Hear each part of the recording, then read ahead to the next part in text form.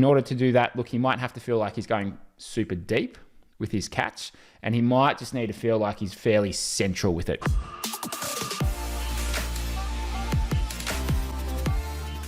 Welcome to Feedback Friday, where we analyze someone's stroke. The person we're looking at today has been swimming for 4 months, so pretty new to the sport, and is looking to train for triathlons. His current pace for 800 meters is 220 per 100.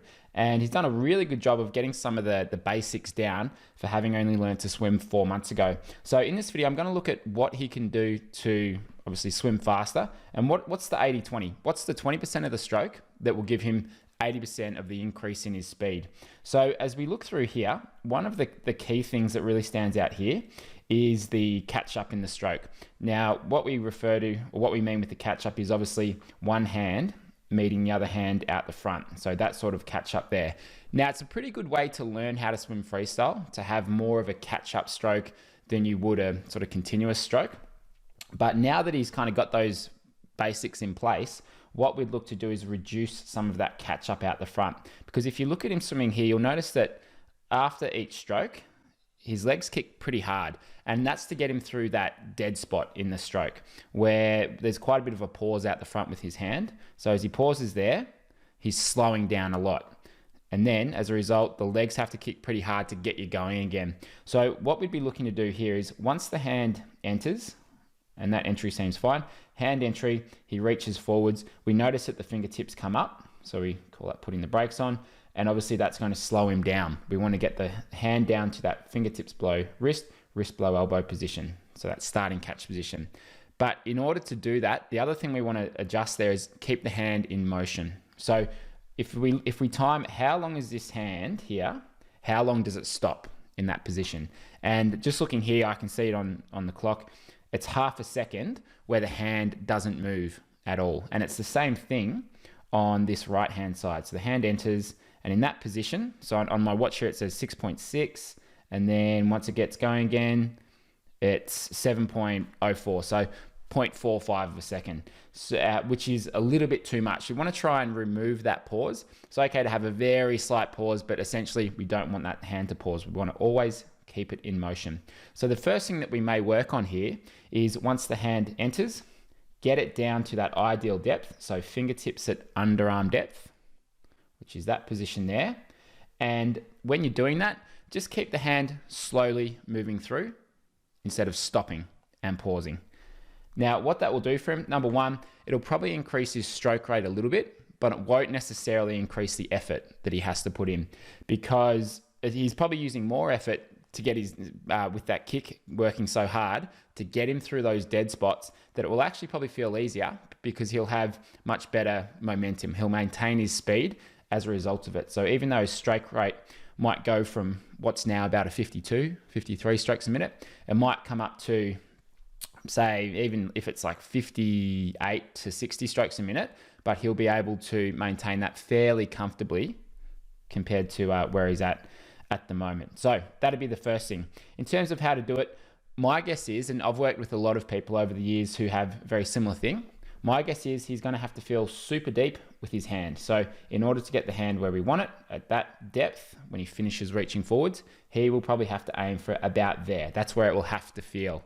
Now, best way to check it, look, obviously filming would be great if he could just check it out with another recording, or every now and then it wouldn't hurt him to look forwards and just check where his hand is when he is reaching forwards there. And if you can see that it's up too high, just bring it down a little bit lower.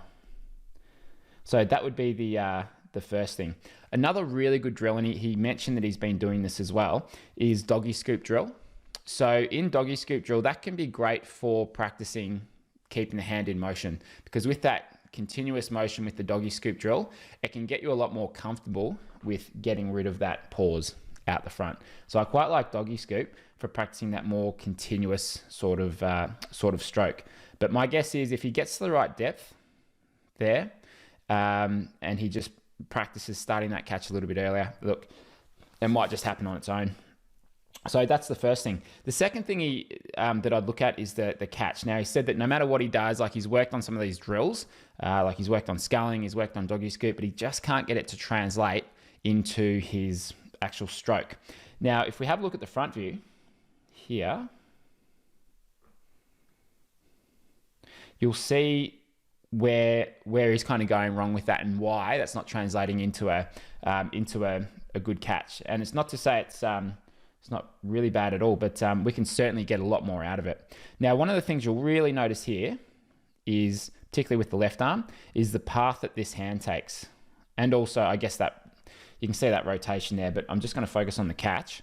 So with this left arm going to get the catch, what he might be trying to do there is get a high elbow catch, as in getting the elbow near the surface. If you saw the video I did recently, which I'll link to below, where I spoke about a high elbow catch does not mean elbow up near the surface. It means it's like an elbow forwards position, but I'll link to that video below if you haven't seen it. What he might be trying to do here to get that high elbow is trying to get this up near the surface, but that's not what we need. What we want, if we're looking from the side, and that would be his left arm, is once we get to this position, is if we draw a line from his shoulder to his hand, is that elbow in line or above that straight line when he finishes his catch? So this is the start of the catch, not a bad position there, and then that's roughly where he finishes. Now, that itself isn't too bad. We've got a bit of surface area that we're working with through here, but we can certainly improve it by, number one, going a bit deeper with it, and secondly, following a better path. So if we have a look at this left arm, the hand comes from in line with the shoulder, which is where we want to be. And then the hand should move away from the center just a little bit, but this is a bit too much. So by the time that he gets to here, as he's about to pass the shoulder, you'll notice that the angle of the arm is, say, 163 degrees. Where we want that to be is 100 to 120, which is somewhere around about here. But we shouldn't let that hand go wider than the elbow here, because you'll be mostly up right here through your shoulder. You won't be using your lats pretty much at all through that part of the stroke. And if we think about, all right, where's that sort of force going?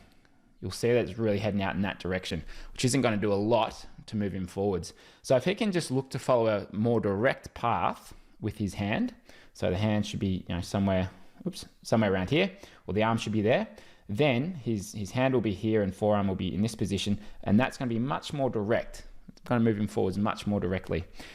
So in order to do that, look, he might have to feel like he's going super deep with his catch, and he might just need to feel like he's fairly central with it, fairly close to the center. So in order to change it, look, he might need to feel like he's quite deep and somewhere down about here in order to get that arm sort of in that kind of position instead of out here, as you can see. So that's the left arm. Now, I think the doggy scoop drill would be a really good drill to continue to do.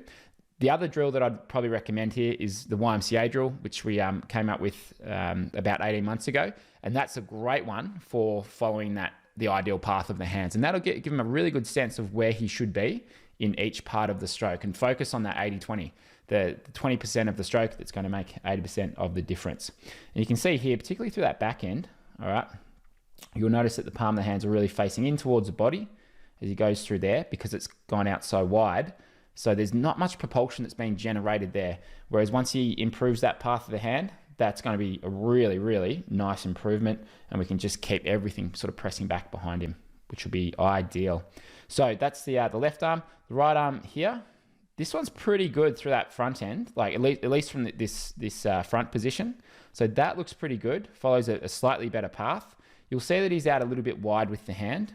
So we want to get, that's not bad. Just get the hand on the inside a bit more so that it's not out where it is there, because you'll see that from here to here, the hand stays out wide. We need an in sweep starting right now, right in this position. That hand needs to turn into the body a little bit and start to come in this direction and move a little bit closer to the center so it can finish a bit closer to the hip. Because if it stays wide like it does there, again, you will notice the palm of the hand is facing in towards the body, and it is not providing much propulsion through that last part of the stroke. So he's missing out on that roughly that last half of the underwater phase of the stroke.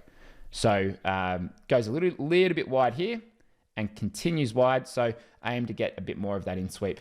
Again, YMCA drill would be great, because in that drill, we've got the first, second, third position.